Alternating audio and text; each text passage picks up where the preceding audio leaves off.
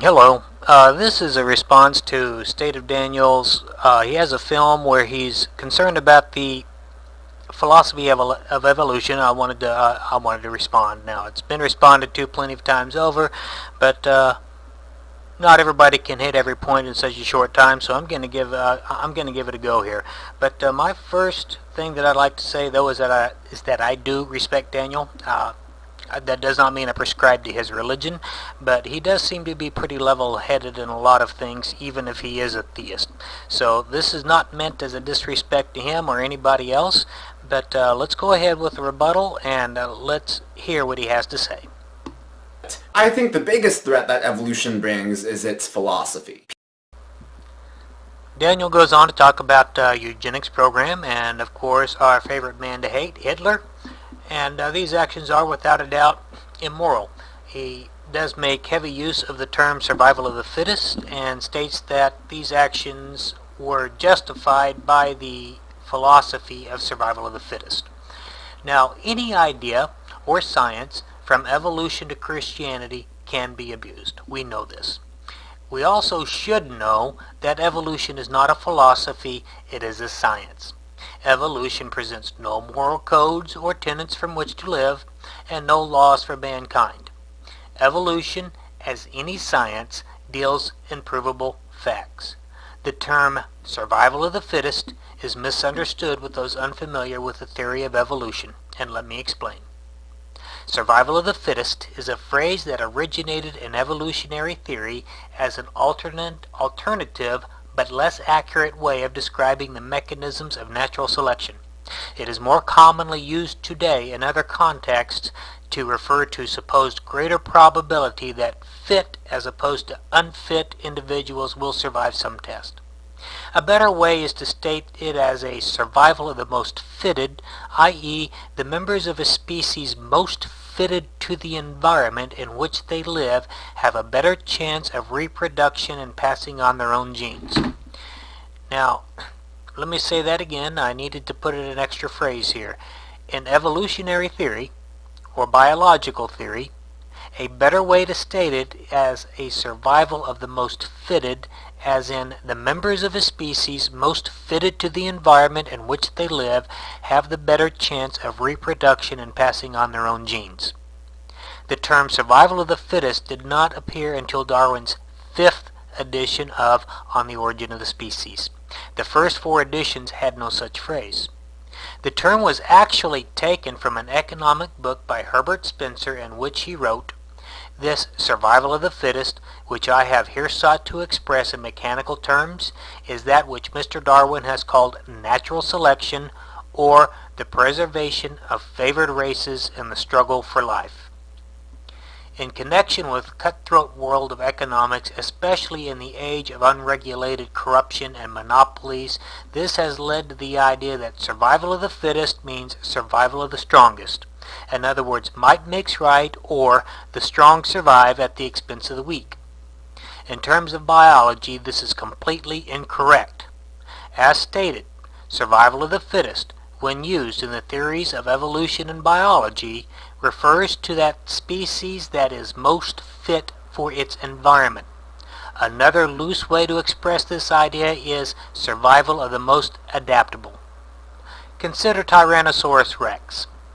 One of the largest meat-eating dinosaurs that ever lived, may have been a predator, heavy skull, 4 feet long. His jaw was 4 feet long. It was designed for maximum bone-crushing action.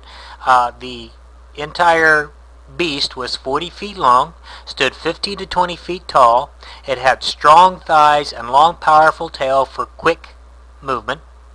And its jaw was actually, it is believed it could eat up to 500 pounds of meat in one bite, swallowing a man whole.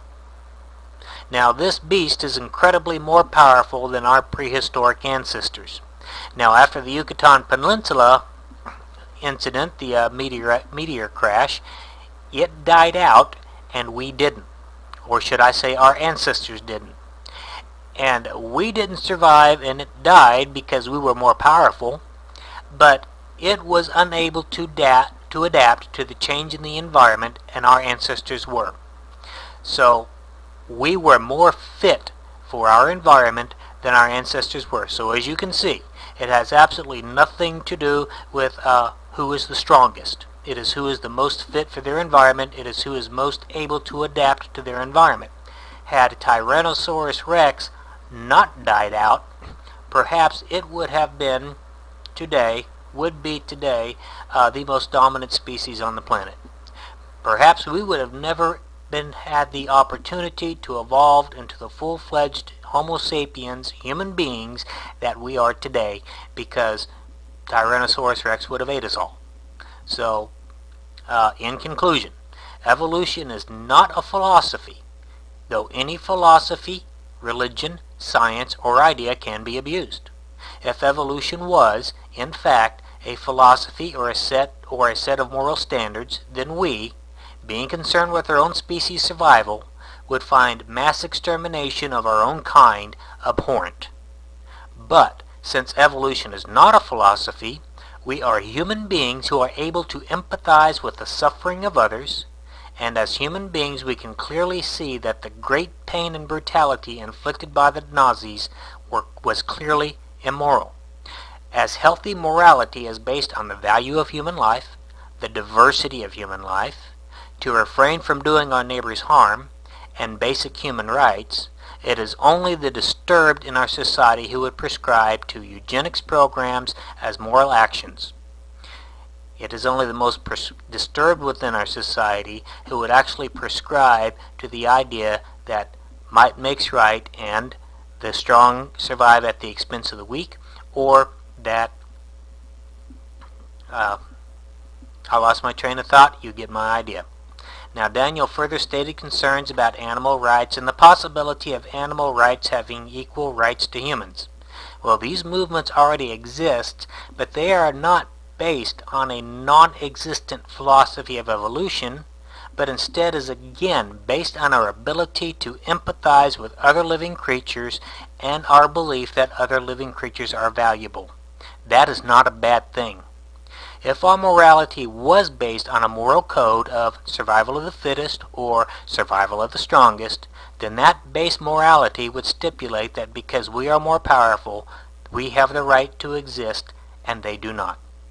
Any science, philosophy, idea, or religion can be taken to extremes, can be abused for personal gain, and can be misunderstood and convoluted. When this happens, the blame must be placed on the ones who did so, and not on the idea itself. A few promotional words about my channel. The primary focus of my channel is gay rights, but civil rights for all, including those who disagree with us. Tolerance is a two-way street. Occasionally, I pick on creation versus evolution, atheism versus theism, and confronting ridiculous conspiracy theories which I believe are in and of themselves harmful for society. If any of these topics interest you, please click that subscribe button. I release anywhere from 1 to 5 videos per month. Thank you for watching. Don't forget to like and share.